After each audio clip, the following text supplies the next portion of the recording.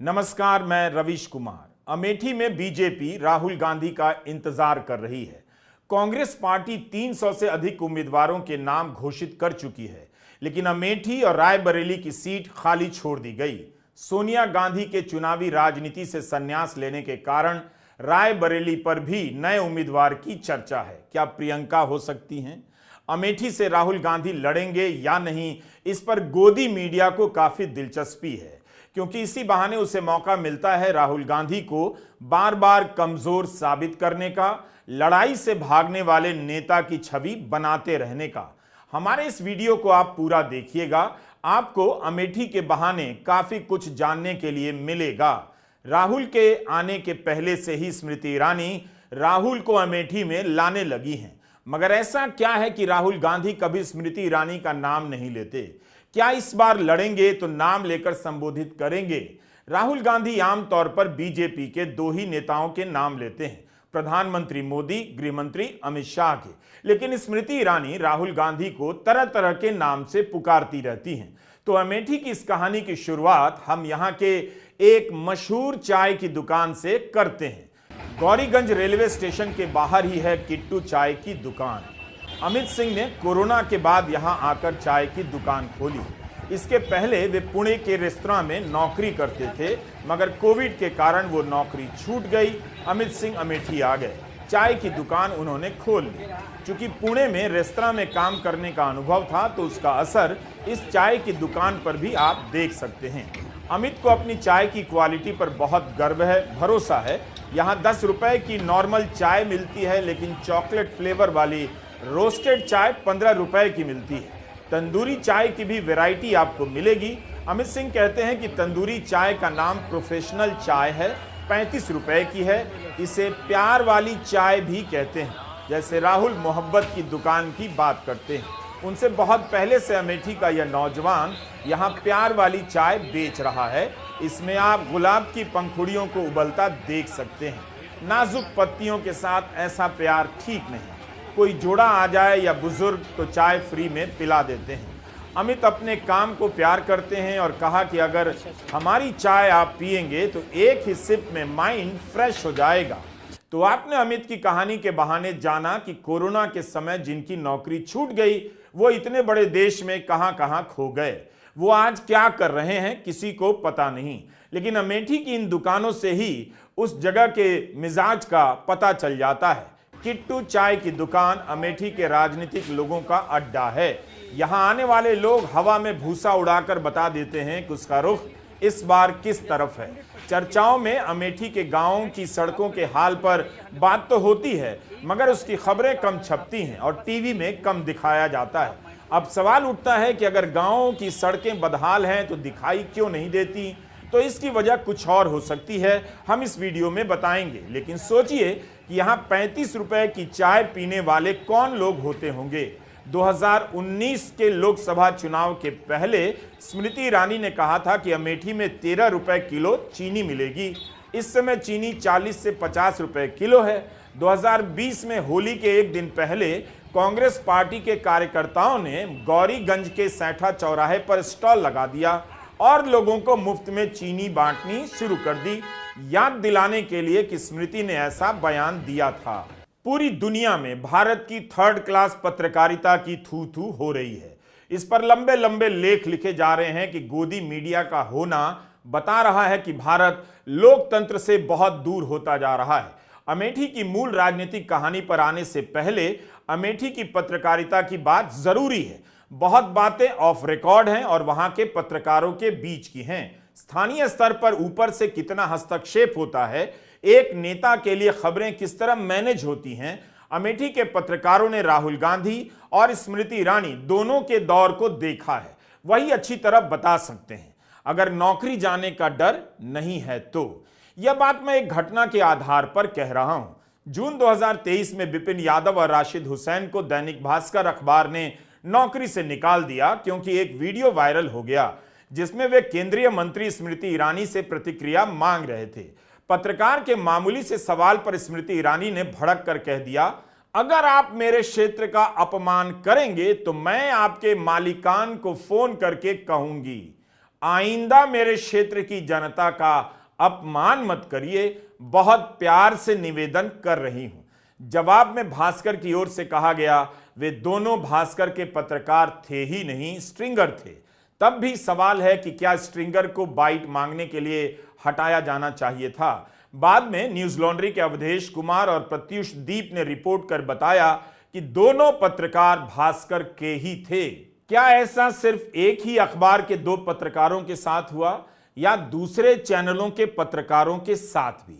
उम्मीद है जब दिल्ली के पत्रकार अमेठी कवर करने जाएंगे तो इस पर बात करेंगे और अमेठी के गांवों की सड़कों पर भी अपना कैमरा दौड़ाएंगे, दिखाएंगे कि गांव की सड़कें कितनी शानदार बन गई हैं या कितनी बदहाल हो गई हैं। जैसे इस रिपोर्ट की ओर देखिए, जिसमें बताया गया है कि अमेठी के एक गांव सरमेनी में लोगों ने सड़कों की बदहाली के चलते बैनर लगा दिए हैं कि सड़क नहीं तो वोट नहीं।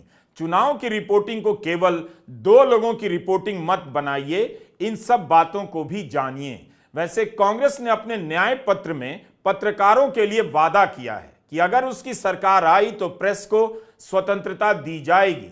घोषणा पत्र में लिखा है कि पत्रकारिता की स्वतंत्रता की रक्षा करने, संपादकीय स्वतंत्रता को बनाए रखने के लिए भारतीय प्रेस परिषद अधिनियम 1978 में संशोधन किया जाएगा। स्मृति ईरानी ने 2019 के चुनाव से पहले वादा किया था, अमेठी में अपना घर बनाएंगी।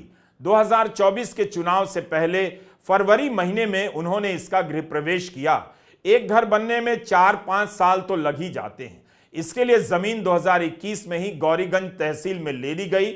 इस बीच एक और जानकारी है कि 2014 से लेकर 24 के बीच मोदी सरकार में स्मृति ईरानी का मंत्रालय 4 बार बदला गया। क्या उनका काम इतना अच्छा था कि मानव संसाधन मंत्रालय से हटाकर सूचना प्रसारण मंत्रालय में भेजा गया? वहां इतना अच्छा उन्होंने काम कर दिया कि वहां से हटाकर टेक्सटाइल मंत्रालय में भेजा गया, और जब वहां बहुत अच्छा काम कर दिया तो उन्हें महिला एवं बाल विकास मंत्रालय और अल्पसंख्यक कार्यों का मंत्री बना दिया गया। मोदी कैबिनेट में अगर आप स्मृति ईरानी की जगह या भूमिका देखेंगे तो लगता नहीं है कि राहुल गांधी को हराने का उन्हें कोई बड़ा इनाम मिला है या उनकी राजनीतिक भूमिका बहुत बड़ी हो गई है।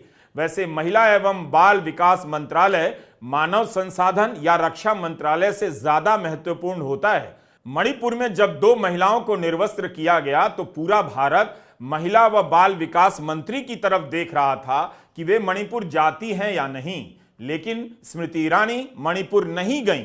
स्मृति ईरानी एक विनम्र नेता हैं। वे बार बार राहुल गांधी पर अमेठी छोड़ देने और वायनाड को अपना परिवार बनाने को लेकर हमले करती हैं। चुनाव हार जाने की बात बार बार याद दिलाती हैं, लेकिन खुद भूल जाती हैं कि 2004 में जब चांदनी चौक से पहली बार चुनाव लड़ी थीं तब कपिल सिब्बल से हार गई थीं। कपिल सिब्बल कभी भी कहते नहीं मिलेंगे कि उन्होंने स्मृति ईरानी को हराया था। चांदनी चौक से हारने के बाद स्मृति ईरानी कितनी बार चांदनी चौक गईं? उस हार के बाद उन्हें गुजरात से राज्यसभा भेज दिया गया और 2014 में अमेठी से टिकट दिया गया।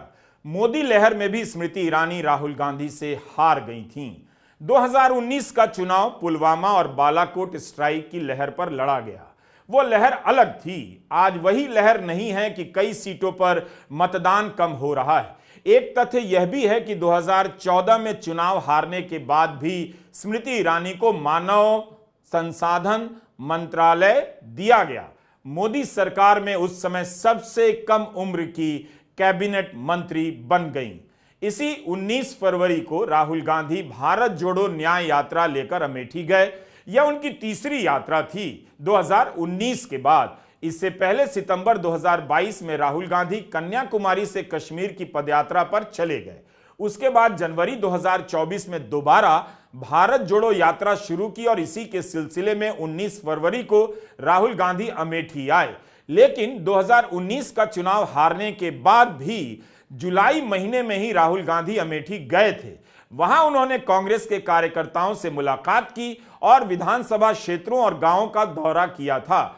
उस वक्त उन्होंने ट्वीट किया था कि अपने घर आया हूं। फिर दिसंबर 2021 में यूपी विधानसभा चुनाव से पहले पदयात्रा में अमेठी आए और कहा था कि अमेठी मेरा घर है, मुझे कोई यहां से अलग नहीं कर सकता। लेकिन स्मृति ईरानी बार बार कह रही हैं कि राहुल ने अपना घर और परिवार बदल लिया है, वायनाड को अपना लिया है। सब जानते हैं 26 तारीख को वायनाड का वोट हो जाएगा, उसके बाद गांधी का काफिला अमेठी आएगा, जानते हैं ना। तो अब मैंने राजेश से कहा कि हमारा नाता 10 साल पुराना है, लेकिन आज भी घर परिवार में कुछ भी होता है तो हम साथ में उठते बैठते हैं, सुख दुख में एक दूसरे का हाथ बटाते हैं, भाई बहन के नाते। ये रिश्ता आज भी कायम है। लेकिन राहुल गांधी ने जो तथाकथित रिश्ता अमेठी से जोड़ा था 15 साल लापता रहकर, वो रिश्ता तोड़ दिया जब वो वायनाड चले गए। वायनाड में नामांकन करते वक्त उन्होंने घोषित कर दिया वायनाड ही उनका परिवार है। अब मैंने राजेश से कहा, राजेश हम दोनों तो गरीबी से उठकर यहाँ तक आए हैं, हमने जीवन में कई अनुभव ऐसे देखे जब लोग रंग बदलते हैं, लेकिन परिवार बदलते गुरुजी हम पहली बार देखे। और राहुल गांधी के एक नेता ने वायनाड में ये तक कह दिया कि राहुल जी वायनाड से इसलिए लड़ रहे हैं क्योंकि वायनाड की जनता ज्यादा वफादार है। इसका मतलब हम सब क्या हुआ, 15 साल लापता सांसद को सबने ढोया, 15 साल सम्मान किया रिश्तों का, जब वो रिश्ता तोड़ गए अब आएंगे 26 बाद नया रिश्ता बनाने का प्रयास करेंगे, पुराने रिश्तों की दुहाई देंगे। राहुल गांधी जितना अमेठी अमेठी नहीं करते हैं, स्मृति ईरानी अमेठी में राहुल राहुल करती हैं। स्मृति ईरानी के बयानों को देखेंगे तो लगेगा कि बीजेपी के भीतर उन्हें राहुल गांधी का एक अलग डिपार्टमेंट दे दिया गया है। वैसे प्रधानमंत्री राहुल गांधी को शाहजादा कहते हैं, अमित शाह राहुल बाबा कहते हैं, लेकिन स्मृति ईरानी राहुल को टारगेट करने का कोई मौका कभी नहीं छोड़ती हैं। 6 अगस्त 2023 को राहुल गांधी की सदस्यता सुप्रीम कोर्ट ने बहाल कर दी। उसके 3 दिनों के बाद 9 अगस्त 2023 को राहुल गांधी ने लोकसभा में भाषण दिया। जिस समय ईरानी का जवाबी भाषण चल रहा था, उसी समय राहुल गांधी ने बाहर जाते वक्त बीजेपी की बेंच की तरफ कुछ इशारा किया तो स्मृति ईरानी ने मुद्दा बना दिया कि उन्होंने फ्लाइंग किस किया है। कहने लगी कि इससे पता चलता है कि राहुल किस तरह के परिवार से आए हैं, महिलाओं के प्रति उनके परिवार और पार्टी का क्या नजरिया है। काफी बड़ा मुद्दा बन गया। इसके बाद बीजेपी की 22 महिला सांसदों ने भी इसे लेकर लोकसभा के स्पीकर को पत्र लिख दिया था। स्मृति ईरानी के ट्विटर हैंडल को देखें तो वे लगातार अमेठी को लेकर कुछ न कुछ लिखती पाई जाती हैं, अपने काम के बारे में बताती रहती हैं। 2019 में स्मृति ईरानी 55,000 वोटों से जीती थी। अगर राहुल गांधी इस बार अमेठी से पर्चा भरते हैं तो तीसरी बार दोनों के बीच मुकाबला होगा। 26 तारीख को अमेठी में नामांकन शुरू हो गया, 3 मई तक इसकी प्रक्रिया चलेगी। 20 मई को 5वें चरण में वहां मतदान होगा। बीजेपी ने स्मृति ईरानी का नाम पहली ही सूची में घोषित कर दिया था। वे अमेठी से तीसरी बार चुनाव लड़ रही हैं। स्मृति ईरानी अमेठी में काफी पहले से सक्रिय हो चुकी हैं। उनकी सभाएं शुरू हो गई हैं। सांसद बनने के बाद उनके यहां आने को लेकर कोई शिकायत नहीं, वे आती रही हैं। 2014 में हार जाने के बाद भी स्मृति यहां आती रही हैं, जिसके कारण 2019 में उन्हें जीत मिली। स्मृति ईरानी को आप लोगों से पर्चा लेते हुए यहां देख सकते हैं, मगर सांसद की सक्रियता के अलावा आप इस वीडियो में अमेठी के विकास, अमेठी के गांवों के विकास की तस्वीर नहीं देख रहे हैं। हमारे पास है भी नहीं। 2019 चुनाव से कुछ हफ्ते पहले अप्रैल के महीने में जब अमेठी के पूरब द्वार गांव के खेतों में आग लग गई, तब तत्कालीन अमेठी उम्मीदवार और केंद्रीय मंत्री स्मृति ईरानी ने वहां दौरा किया, हैंड पंप से पानी निकालकर लोगों की मदद की। उस वीडियो का ट्वीट आज भी ANI के हैंडल पर है, जिसके कमेंट में लोग स्मृति ईरानी की तारीफ भी करते हैं और आग लगने की घटना पर शक भी। अमेठी को लेकर बीजेपी ने एक कैंपेन वीडियो जारी किया है, मैं अमेठी बोल रही हूं। क्या बीजेपी ने किसी और संसदीय क्षेत्र के लिए अलग से वीडियो जारी किया है, जैसे मैं सहारनपुर बोल रहा हूं, मैं आगरा बोल रहा हूं, मैं लखनऊ बोल रहा हूं, या केवल अमेठी के लिए वीडियो जारी हुआ है, मैं अमेठी बोल रही हूं। बीजेपी भी अमेठी के लिए पूरी तरह से तैयार लगती है। इसलिए अमेठी की लड़ाई दिलचस्प होनी चाहिए। बनारस में प्रधानमंत्री मोदी के सामने उम्मीदवार तो होता है, मगर लड़ाई नहीं होती। यूपी की कौन सी ऐसी सीट हो सकती है जिसके चुनाव में मुकाबला हो और लोगों की दिलचस्पी बढ़ जाए?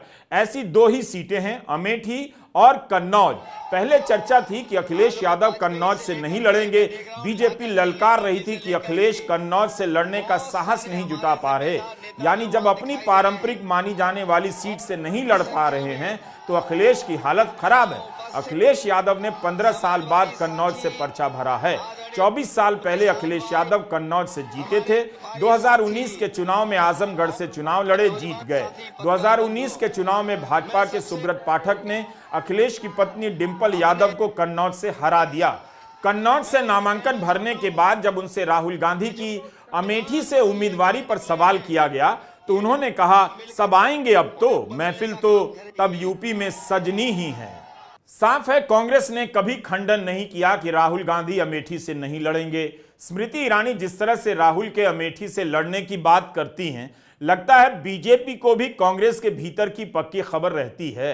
राहुल गांधी के पर्चा भरते ही यूपी में अमेठी का चुनाव सबसे चर्चित चुनाव हो जाएगा। नेता किसी भी दल के हों, ऐसे मुकाबले बहुत पसंद करते हैं। अमेठी के रास्तों से गुजरेंगे तो भारत के अन्य शहरों की तरह ही यह सामान्य सा शहर दिखता है। वैसे ही जैसे बीकानेर या गंगानगर या आरा या बक्सर, अमेठी लखनऊ से 125 किलोमीटर की दूरी पर है, लेकिन देश की राजनीति का एक चर्चित सीट रही है। पूरी तरह से कृषि प्रधान क्षेत्र है।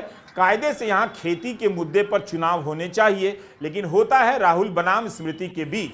इस सीट को कांग्रेस का ऐसा गढ़ माना जाता रहा है कि 80 लोकसभा सीटों में कांग्रेस अगर कहीं निश्चित रूप से दिखाई देती है तो वह रायबरेली और अमेठी है।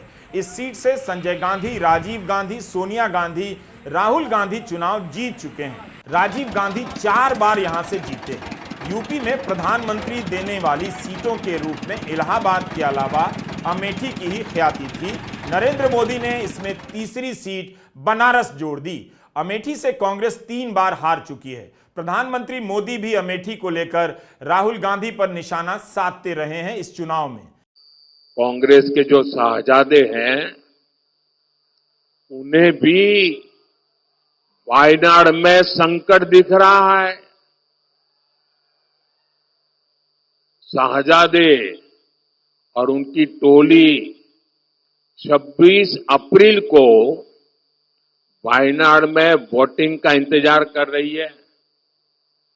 जैसे ही 26 को वायनाड में वोटिंग पूरा हो जाएगा, ये शाहजादे के लिए एक और सुरक्षित सीट घोषित कर देंगे और कहीं और से फिर से लड़ाना पड़ेगा उनको, क्योंकि उनके अलायंस के साथी भी एक दूसरे को गालियां दे रहे हैं। कल आपने उनके एक साथी केरल के मुख्यमंत्री ने जो शाहजादे को सुनाई है, मैं भी कभी ऐसी भाषा नहीं बोलता, वो ऐसी भाषा बोली है उन्होंने साथी को। ये हाल है उनका। अब जैसे इन्होंने अमेठी से भागना पड़ा, अमेठी छोड़ा, अब मान के चलिए वो वायनाड भी छोड़ेंगे। स्मृति ईरानी इस बात का भी मुद्दा बना रही हैं कि राहुल गांधी अयोध्या में राम मंदिर के उद्घाटन में नहीं गए। क्या स्मृति ईरानी राम मंदिर के उद्घाटन में गई थीं? अमित शाह गए थे। बहुत लोग बहुत कारणों से राम मंदिर के उद्घाटन में नहीं गए, लेकिन फिर भी बीजेपी इस बात को लेकर मुद्दा बना रही है। अब यह खबर आप देखिए, बीजेपी के राष्ट्रीय अध्यक्ष जेपी नड्डा को भी राम मंदिर के उद्घाटन के लिए निमंत्रण मिला, मगर उन्होंने कहा 22 जनवरी के बाद जाएंगे। 20 जनवरी को नड्डा ने तब ट्वीट किया कि मुझे श्री राम जन्मभूमि तीर्थ क्षेत्र न्यास की तरफ से श्री अयोध्या जी में राम मंदिर की प्राण प्रतिष्ठा के पावन कार्यक्रम का निमंत्रण प्राप्त हुआ है। निमंत्रण के लिए मैं श्री राम जन्मभूमि तीर्थ क्षेत्र न्यास का आभार व्यक्त करता हूं।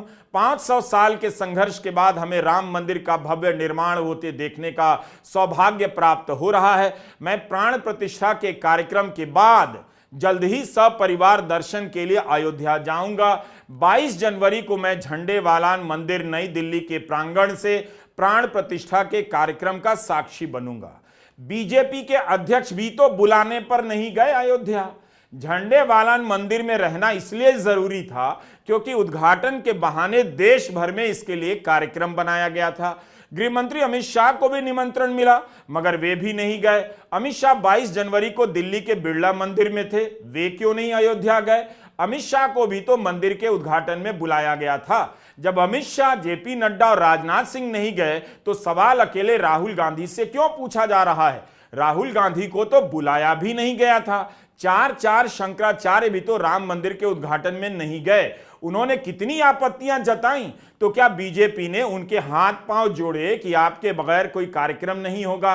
प्रधानमंत्री ने फोन कर मनाया था? ऐसा कुछ भी नहीं हुआ।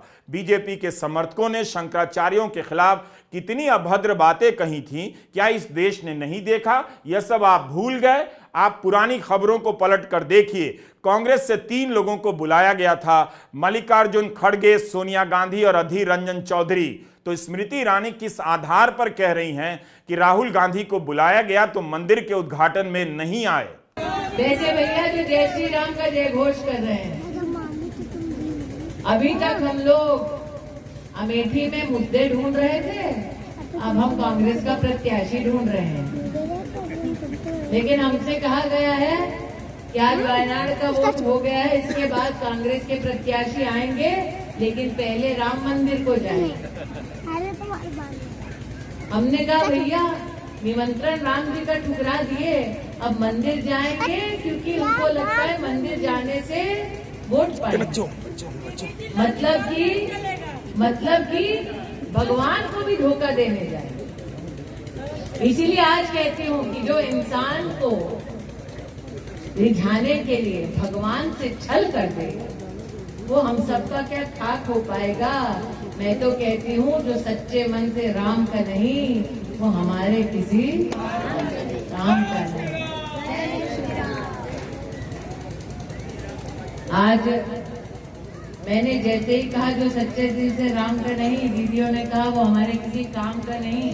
काम तो कांग्रेस के प्रत्याशी का भी नहीं है दीदी। क्या स्मृति ईरानी को यह भी पता है कि राहुल गांधी अयोध्या जा रहे हैं, राम मंदिर का दर्शन करेंगे, तब अमेठी आएंगे?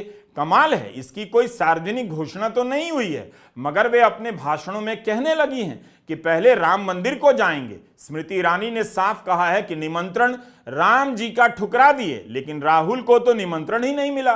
कह रही हैं कि मंदिर जा रहे हैं क्योंकि मंदिर जाने से वोट मिलेगा, तो मंदिर के नाम पर वोट बीजेपी मांग रही है, हर रैली में इसका जिक्र कर रही है और इसके नाम पर वोट मांग रही है। हम आपको बता दें कि कांग्रेस ने बाकायदा सार्वजनिक रूप से पत्र जारी कर बताया कि क्यों उसके 3 नेता मंदिर के उद्घाटन में नहीं जा रहे हैं। कांग्रेस ने अपने पत्र में कहा था कि इस देश में करोड़ों लोग भगवान राम को पूजते हैं, धर्म एक निजी मामला है, मगर आरएसएस और बीजेपी ने अयोध्या के मंदिर को बहुत समय से एक राजनीतिक मुद्दा बनाया हुआ है। साफ है कि बीजेपी और आरएसएस के नेता अधूरे मंदिर का उद्घाटन केवल चुनावी फायदे के लिए कर रहे हैं। इसलिए 2019 के सुप्रीम कोर्ट फैसले की पालना करते हुए और वो करोड़ों लोग जो राम को पूजते हैं, उनकी भावनाओं के सम्मान में सोनिया गांधी, मल्लिकार्जुन खड़गे और अधीर रंजन चौधरी इस न्योते को अस्वीकार करते हैं, जो साफ तौर पर बीजेपी और आरएसएस का कार्यक्रम है।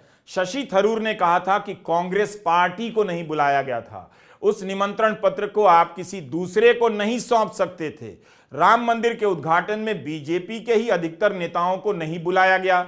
यह सब हम भूल क्यों गए? उस समय किसे निमंत्रण मिला था, उसकी सूची भी तो देखिए। 22 जनवरी को राम मंदिर का उद्घाटन हुआ।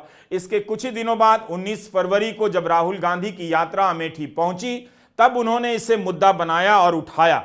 अमेठी में 25% आबादी अनुसूचित जाति की बताई जाती है।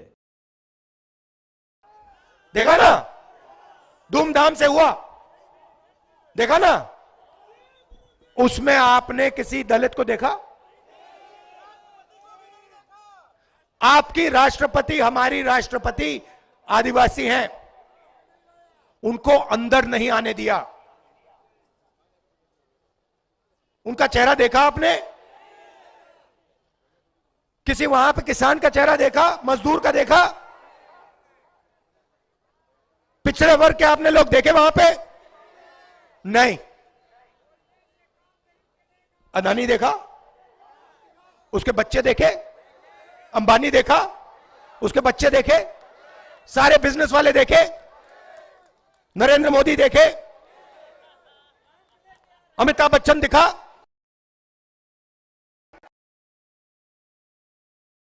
इनका हिंदुस्तान है, तुम्हारा है ही नहीं, तुम्हारा है ही नहीं। तुम बात नहीं समझे, सोए। तुम्हारा हिंदुस्तान है ही नहीं। तुम्हारा काम भारत माता की जय, तुम्हारा काम जय श्री राम, उनका काम पैसे गिनने का, उनका काम प्राइवेट हवाई जहाज में उड़ने का, उनका काम मजे लेने का, आपका काम इधर उधर देखने का।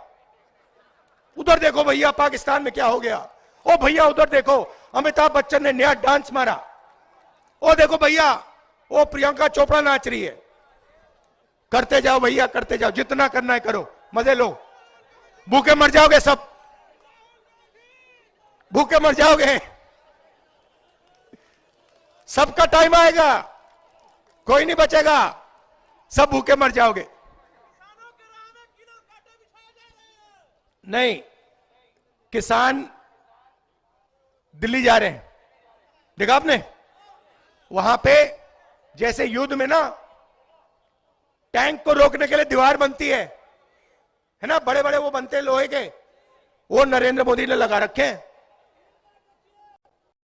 आप फोटो देखी, किसान पुलिस वालों को खाना खिला रहे हैं, किसान पुलिस वालों को खाना खिला रहे हैं। सांसद के तौर पर वायनाड में राहुल गांधी ने क्या किया है और अमेठी में स्मृति ईरानी ने क्या किया है, इसकी निश्चित तुलना की जानी चाहिए।